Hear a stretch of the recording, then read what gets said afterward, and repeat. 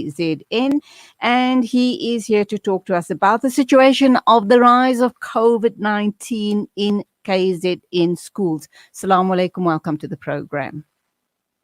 Walaikum salam wa rahmatullahi. Sister Julie, correction, I am the education spokesperson in the province, not My apologies. I got No the trouble, incorrect information here. Do accept our apologies. no trouble. Lovely to hear from you, but a very, very worrying situation that you're wanting to raise. Gee, look, Julie, since we short of time, I'm first going to welcome the rollout of vaccines that has started in the education sector this morning, despite it being criminally so at the national level.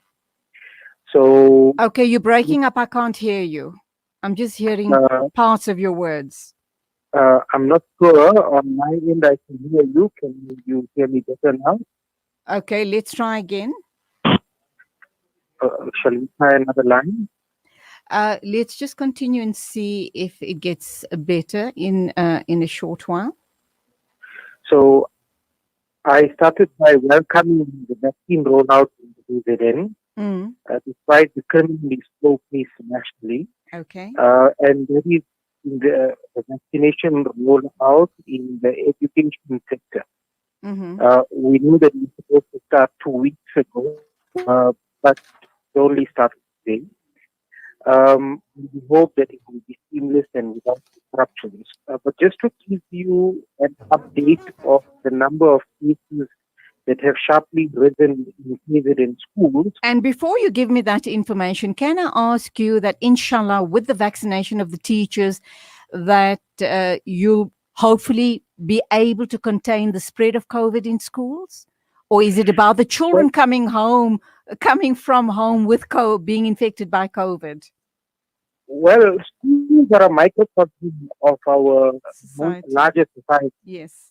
And I always see that if numbers are high in schools, it means numbers are high outside of school. Absolutely. So that is the reality. And it could be that they come to schools with it, or contracting in schools and going home with it. So it works both ways, because schools, we've noticed that in the schooling environment, learners will keep the mask on, maintain the physical distance and all the protocols. But the moment they leave the schoolyard, the masks are off, the social distancing is gone out the window, the protocols are not in place. Right. And there are several other challenges that we have in the education sector, like overloaded transport where physical distance cannot be maintained, and many other things. So it works both ways. Right, but it is absolutely a relief that teachers are now being vaccinated, is it not?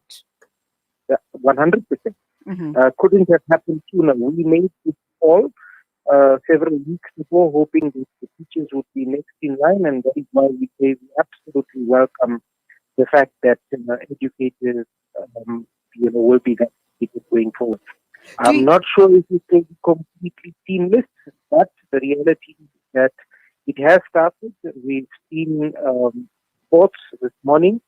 I spoke to officials in the Department of Education from HOD's office, and he was already at his vaccine site.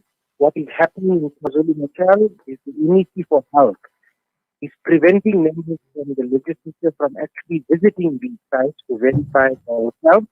So we are reliant on official reports. I heard about some studies that was undertaken recently regarding closure of schools. Now you have a camp who are pro-schooling to continue, and you also have the opposite view where people believe that way too much. And this was a study, I just can't remember the doctor's name. She's an Indian doctor, and I presume she's from KZN. And her study is suggesting that way too much school time has been lost. And if every time there is an outbreak of COVID and we go into another wave, if we close down the schools, children are going to be put back not 1 year or 1 month, but they're going to lose 5 years of learning. I'm not sure if you are aware of that study. I haven't seen the study, but the reality is that she's correct in saying that a lot of learning and teaching time has been lost. Every time there are outbreaks in schools, whether in a class or more than one class, we find that department protocols are often not followed and entire schools are shut down. That causes major disruptions, and as a result of which even more time is lost. I, of course, always encourage parents and learners that as soon as they begin with sniffles, they should not go to school. That applies to educators, school staff, and learners. And if parents at home also get the sniffles, don't go to work, because this is a way of preventing the spread of these contagious conditions. So I would seem to agree that there is a massive loss of teaching time, despite the fact that the department states that it has a program to catch up with the curriculum. And where we will see a big problem is with this year's grade 12, because they were last year's grade 11, they were largely affected by the strict lockdown, as well as the various problems that arose with the disruptions. We also find that many of them were progress learners because of that, and so it will be very difficult to ensure that this year's grade 12 will succeed to the extent that they will need to succeed in order to pass those exams at the end of this year. So very definitely you are not pro school closure, because it is to the detriment of our children. Certainly, and we, of course, will be directed by the health authorities of the country.